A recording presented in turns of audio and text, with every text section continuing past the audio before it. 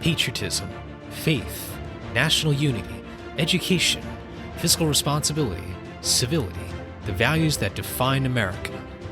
Fascinating stories and talks from America-loving patriots dedicated to preserving freedom, opportunity, and justice. Welcome to the Friends and Fellow Citizens podcast.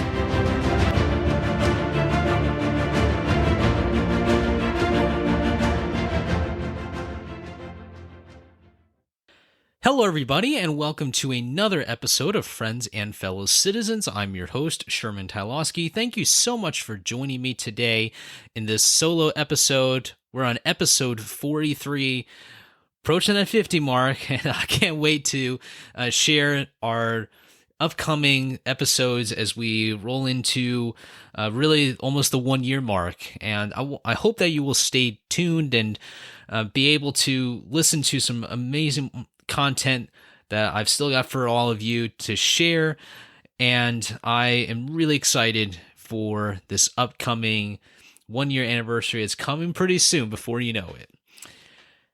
Now, before we get into our episode today, I do want to make a couple of announcements for all of you. The first is that I have been recently on some other podcasts to promote Friends and Fellow Citizens, and I hope that you will take a listen to some of these appearances. I was on shows like the Say What Needs Saying podcast with Zach Sluzela and Brandon Garrison. They're two amazing guys who had me on earlier this month on June 2nd. I spoke a little about January 6th and really brought a conversation about some of the other things that we often like to share about on Friends and Fellow Citizens, about civility, about bringing people together, about having a national unity of some kind.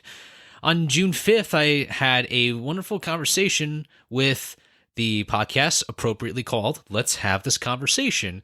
It's hosted by Kevin McShann. He's based in Canada, and we had a wonderful conversation about bipartisanship in Washington, but also the partisan issues that are happening in Washington, D.C. and around the country. And lastly, on the 13th, I was on a podcast called Can I Ask You a Question? And this is hosted by Adam Kruger. We had a wonderful conversation about the role of privacy, but particularly about data privacy concerns from Chinese tech. Obviously, a very, very hot button issue. There's been news from the Biden administration recently, and I hope you will check out the press tab on www.shermantylowski.com, my main website, and you can check out some of those episodes there.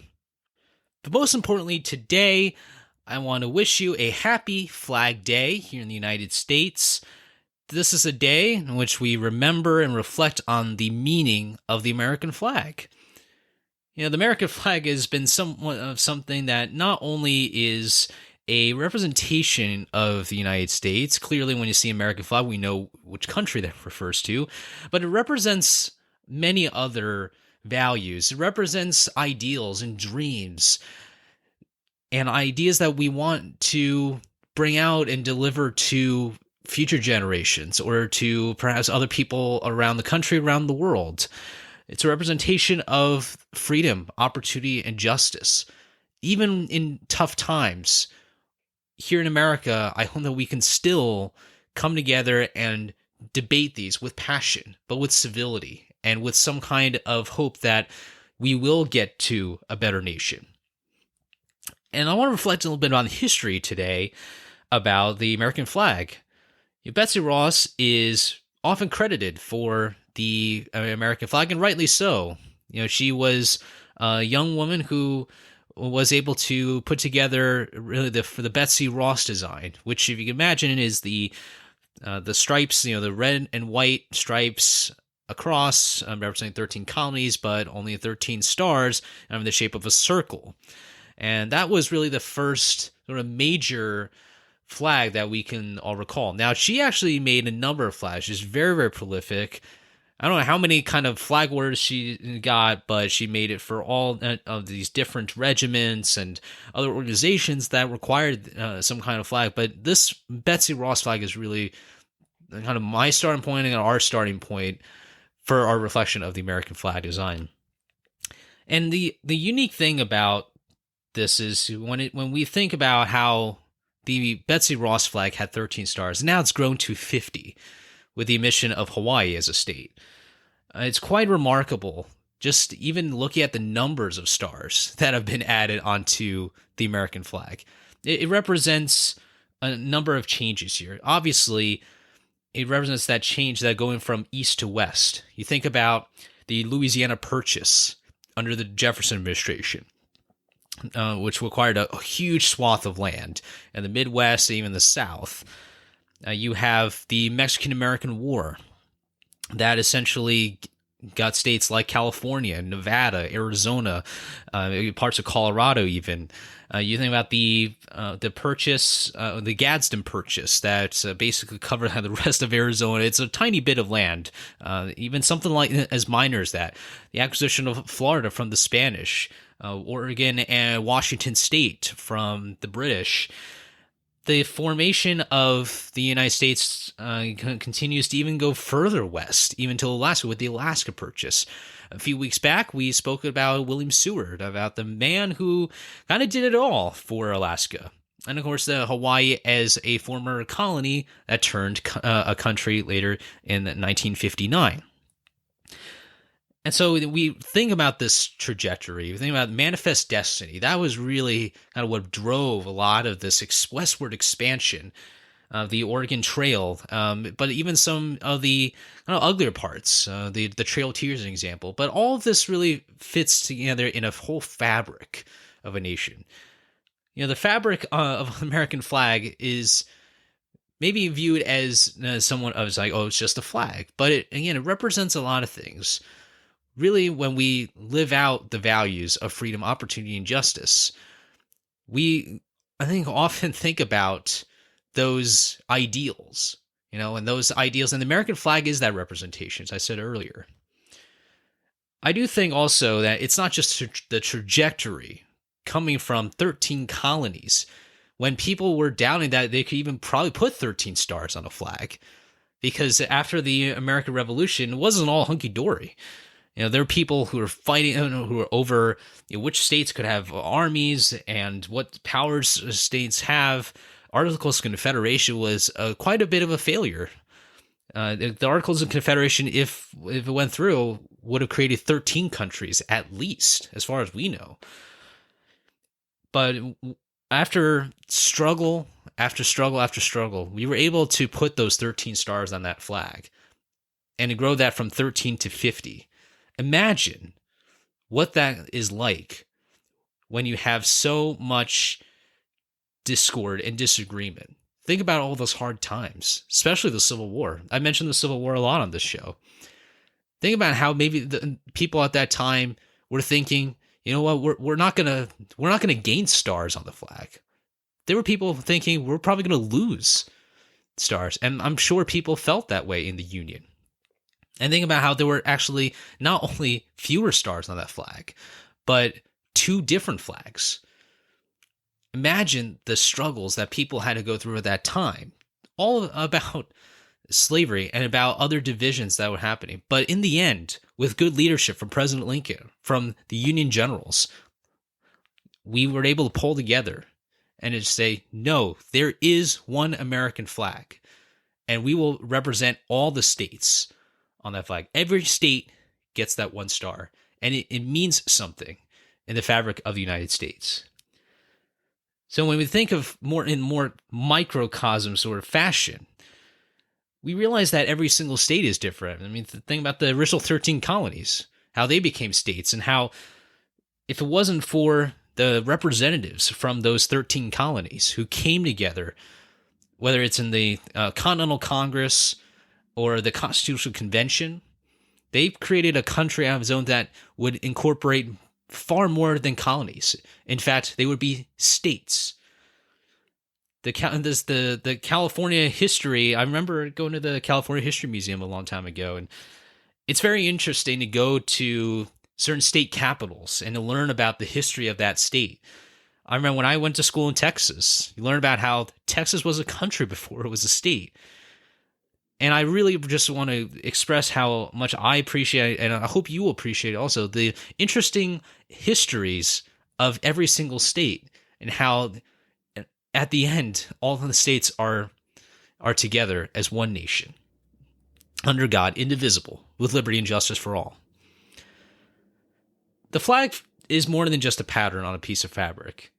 It's a representation of where we have been, where we are now, and where we're going in the future. When times of dispute and of division happen, we coalesce around that flag. We stand up for the American flag. There's been flag controversies recently. I should say there have been controversies about standing for the flag. Well, let me tell you something. It's one thing to have disagreements on policy and on opportunities for people across the nation. Of course, we have a long way to go on a number of these issues. But to be divided on something like the American flag, I don't think this is the right way to go. I think we should all stand for the American flag at sports games, at venues that bring about people together. It doesn't matter what venue, at what place, at whatever time, whoever is there. The American flag represents something far greater than our petty disputes and our genuine disputes. It means something greater. It represents a lot of the history, the successes that this country has made.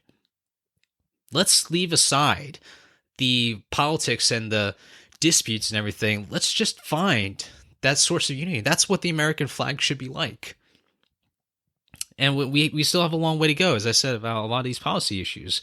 But the American flag is where we start and where we end. It's not, the source. It should not be the source of all these disputes. You think about the history of the American flag, but not just the Betsy Ross history. Think about the War of 1812. That was another time when there was also actually quite a bit of division with the United States about whether or not to go to war with Great Britain. At the time, the Federalists were the ones who were saying, no, we should not be engaging in war. Perhaps we were too small as a nation. Perhaps that by igniting a war, we're going to have another big issue of now Britain understanding that because we still haven't recovered as a united nation, there was no chance of defeating the British at all. But it was in September of 1814. That's when a lot of things changed. When the British launched their attack on Fort McHenry in Baltimore, Francis Scott Key was trying to negotiate for prisoners. Imagine that, on a ship. And he sees this giant flag made by Mary Young Pickersgill, the Star-Spangled Banner, waving over Fort McHenry. This flag was so huge that no one could ever miss it. And the message was very clear to the British that America still stands and will always be resolute. And after a long battle, as you imagine, with the Star-Spangled Banner, the national anthem, what came to be the national anthem, Francis Scott Key wrote the verses on a letter on this ship as he was negotiating. And those words, still seeing that American flag waving over the land of the free and the home of the brave. Quite an amazing story. Especially, I love the bit about how big it is. If you go to the National Museum of American History in Washington, D.C., in a dark lit room, you can still see that very flag that flew over Fort McHenry. A remarkable story, and I love that part of the museum. If you haven't been to the National Museum of American History, I highly recommend it. There's so much there for everyone to enjoy. I'd like to leave you all with one last message. There was a Supreme Court case called Texas v. Johnson. This was back in the 80s, and it revolved around the debate of whether or not the First Amendment applied to flag burning. And this was a case that, to this day, is still very controversial. And as I've always said on this podcast, I like people to create their own opinions. Read about the case, but create their own opinions about this. But I'd like to read the dissent. Oftentimes, as the saying goes, the history is written by the winners. I always believe that history, of course, is also written by the dissenters, if we were to use kind of a legal term in this case. Justice John Paul Stevens wrote the dissenting opinion. This was a 5-4 decision in favor of Johnson. Johnson was basically an anarchist, a crazy guy who burned the American flag during the 1984 Republican National Convention, protesting the candidates Ronald Reagan and Walter Mondale. And the state of Texas tried its best to prohibit this desecration of the American flag. And I like to read a little bit of what Justice Stevens wrote. He writes, quote, "A country's flag is a symbol of more than nationhood and national unity. It also signifies the ideas that characterize the society that has chosen that emblem, as well as the special history that has animated the growth and power of those ideas. The fleur-de-lis and the tricolor both symbolized nationhood and national unity, but they had vastly different meanings." He writes later, the message conveyed by some flags, the swastika, for example, may survive long after it has outlived its usefulness as a symbol of regimented unity in a particular nation. So it is with the American flag. It is more than a proud symbol of the courage, the determination, and the gifts of nature that transformed 13 fledgling colonies into a world power. It is a symbol of freedom, of equal opportunity, of religious tolerance, and of goodwill for other peoples who share our aspirations. The symbol carries its message to dissidents both at home and abroad, who may have no interest at all in our national unity or survival. The value of the flag as a symbol cannot be measured. Even so, I have no doubt that the interest in preserving that value for the future is both significant and legitimate. Conceivably, that value will be enhanced by the court's conclusion that our national commitment to free expression is so strong that even the United States, as ultimate guarantor of that freedom, is without power to prohibit the desecration of its unique symbol. But I am unpersuaded. The creation of a federal right to post bulletin boards and graffiti on the Washington Monument might enlarge the market for free expression, but at a cost I would not pay. Similarly, in my considered judgment, sanctioning the public desecration of the flag will tarnish its value, both for those who cherish the ideas for which it waves and for those who desire to don the robes of martyrdom by burning it. That tarnish is not justified by the trivial burden on free expression occasioned by requiring that an available alternative mode of expression, including other words critical of the flag, be employed. I think John Paul Stevens really embodied the message from the American flag. He believes that it's more than just nationhood, national unity. Remember, national unity being one of those values, one of those principles. And to connect what we have discussed so far in this episode and what we have discussed about America over the past 40 plus episodes, we understand that America is not perfect, but it is great. It is a country that constantly is not afraid to show its flag colors, even to nations that are hostile to us. We don't let them try to desecrate or try to denigrate our standing in the world. And to go from 13 fledgling colonies into a world power. I mentioned that trajectory there. That trajectory, the journey that the American flag represents is within our history, it's within our blood, it's within our culture here in the United States of America. It's a really powerful argument that I really just want to share with all of you. Because when we have these debates about the direction of our nation, let's not forget that the American flag is a refuge for us, especially when we get into these really passionate arguments. We know that we are not arguing not because we are enemies to each other. We may be opponents on certain issues, but we know that we want the same kinds of ideals. And when we look at that American flag, when we stand for that American flag, and we put our hand on our hearts, we know that there is still so much goodness and so much freedom that we can grasp and deliver for current and future generations to come. And I know that the principles of Washington, of patriotism, faith, national unity, education, fiscal responsibility, civility, all 6 of these principles and the principles of goodness can all be traced to this American flag. From the Betsy Ross flag to a flag waving over Fort McHenry to the flag that was probably carried by the Union Army, believed in that unity of the nation, to the American flag that was raised after 9/11. This American flag represents so much, and we owe so much to it and its values, and the nation it represents. Thank you so much for listening to this episode. I hope you enjoyed it.